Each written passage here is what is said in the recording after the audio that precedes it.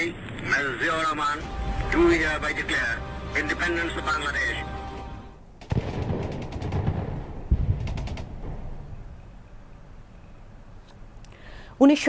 সালের উত্তাল মার্চ মাসের 22তম দিন আজকের দিনে রাজনৈতিক দলগুলোর মধ্যে ঐকমত্যের পরিবেশ সৃষ্টির কথা বলে প্রেসিডেন্ট ইয়াহিয়া খান 25 মার্চ ঢাকায় অনুষ্ঠেয় জাতীয় পরিষদের অধিবেশন স্থগিত ঘোষণা করেন।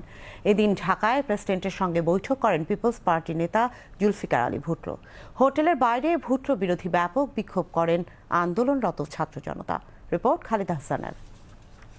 1971 সালের আজকের দিনে পূর্ব ও পশ্চিম পাকিস্তানের রাজনৈতিক দলগুলোর মধ্যে ঐকমত্যের পরিবেশ সৃষ্টির কথা বলে প্রেসিডেন্ট ইয়াহিয়া খান 25 মার্চ ঢাকায় অনুষ্ঠেয় জাতীয় পরিষদের অধিবেশন স্থগিত ঘোষণা করেন। এদিন দুপুরে প্রেসিডেন্ট ভবন থেকে কড়া সামরিক পাহারায় হোটেলে ফিরে পিপলস পার্টির নেতা জুলফিকার আলী ভুট্টো তার উপদেষ্টাদের নিয়ে বৈঠকে বসেন। হোটেলের বাইরে ভুট্টো বিরোধী স্লোগান দিতে থাকেন আন্দোলনরত ছাত্র জনতা।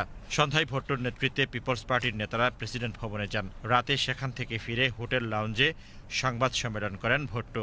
সেখানে তিনি বলেন, পিপলস পার্টির অনুমোদন ছাড়া কোনো সিদ্ধান্ত পশ্চিম পাকিস্তানিরা মেনে নেবে না। ক্ষমতা হস্তান্তর কিভাবে হবে এই ব্যাপারে যখন পাকিস্তানি নেতাদের সাথে এবং পাকিস্তানের আর্মির সাথে সমঝোতা হয় নাই, তখনই আসল সমস্যাটা শুরু হলো। এর আগে অন্তত 2-3 মাস যাবত বিভিন্ন জায়গায় জনগণের যে আন্দোলন, এটাতে নৃশংসভাবে ওরা প্রতিহত করছিল। সুতরাং একটা বিরাট অসন্তোষ অলরেডি তৈরি ছিল।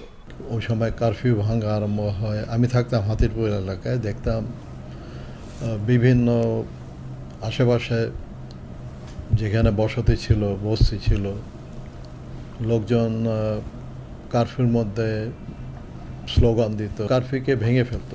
চরমটা আসে হলো 25 মার্চে, যেদিন পাকিস্তান সেনাবাহিনী তাদের হত্যাযজ্ঞ শুরু করে।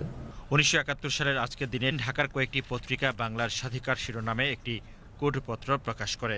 এদিন বায়তুল মোকাররম প্রাঙ্গণে সশস্ত্র বাহিনীর সাবেক বাঙালি সৈনিকরা সমাবেশ ও কুচকাওয়াজ করেন। তারা বলেন, স্বাধীনতা অর্জনে যে অভূতপূর্ব ঐক্য গড়ে উঠেছে তাতে প্রাক্তন সৈনিক হিসেবে তারা আর বসে থাকতে পারেন না। Khalid Hasan, BTV news.